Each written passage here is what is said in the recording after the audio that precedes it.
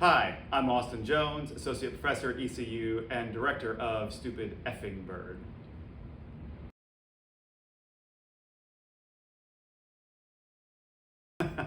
Yes, the title.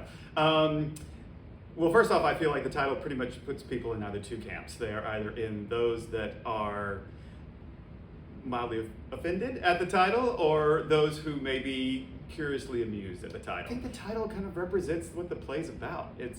It's these characters that are passionate and hungry and frustrated with the world and with art and certainly with love. And that phrasing tends to articulate that frustration and passion rather successfully.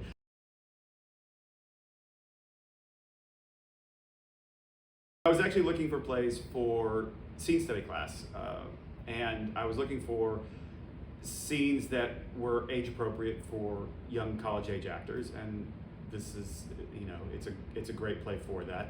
And it has that DNA in Chekhov and the Seagull, and that naturalism is really, I think, foundational when it comes to actor training.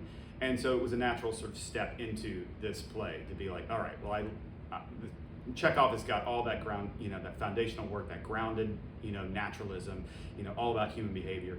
And then if we take this and sort of shift it a little bit through a modern lens, then hopefully we can also, again, engage younger students in, who may be new to Chekhov, because when they read Chekhov, they're like, what is this? And it's not until they realize, oh my goodness, these are human beings and nothing has changed in over 100 years, that suddenly it gets exciting and gets interesting. This play, I think, kind of helps make that transition happen really quickly.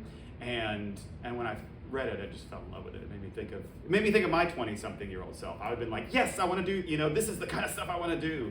I think it's in-your-face theater. I like in-your-face theater. It makes fun of us, makes fun of human beings, and that's a good thing, because we're a mess.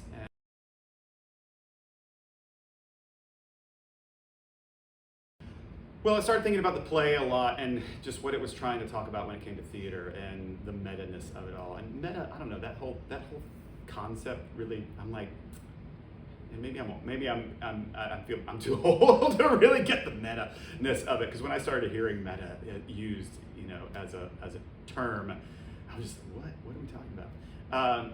So I kind of took a little bit of a research down that rabbit hole of investigation, like what is that? When I started to really think about deconstructing the idea of theatricality, that's when I started going into like the entertainment industry and the building of theater, and what happens when we tear all this stuff away and we just sort of show the innards of the workings. Which again, we go back to Chekhov. Chekhov was a doctor. He understood the inner workings of humanity. There was something about that sort of parallel with let's unpack and investigate how humans behave. Well, this play kind of unpacks and investigates how theater and entertainment operate.